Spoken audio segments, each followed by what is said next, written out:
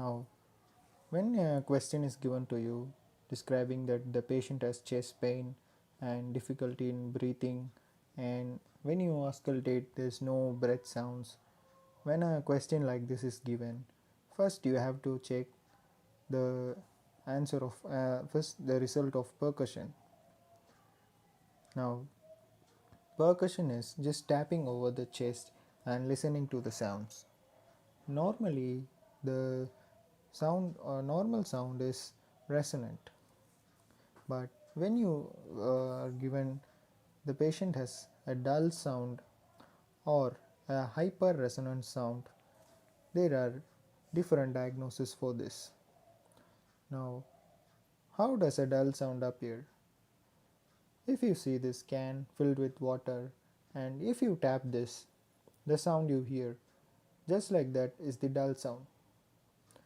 And if you see this drum in this drum it's filled with air, so when you beat the drum or hit the drum you may listen to a very big noise, so that's hyper resonant. The dullness is basically due to some fluid inside the cavity, and the hyper resonant sound is just because there is air inside the cavity. Now let's relate these examples to a human chest. Now, when there is dullness, the most probable diagnosis could be pneumothorax.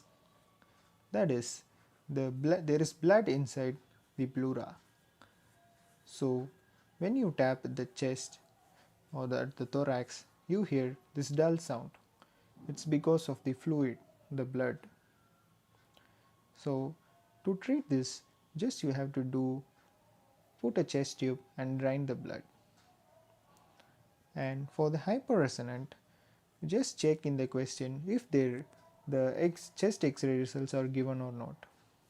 If given, you have two differentials. Check for the trachea.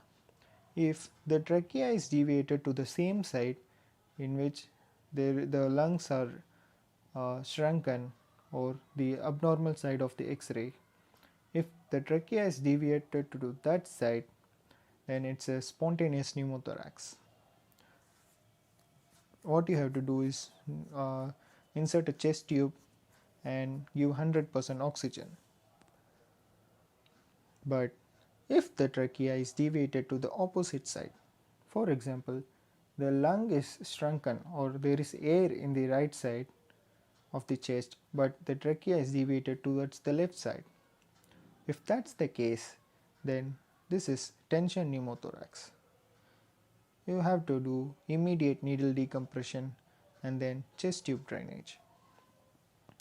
Now what I am teaching you is just for exam solving, question solving purposes.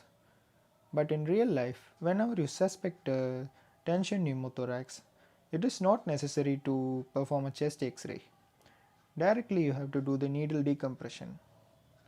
Just for solving the questions, I have given this algorithm.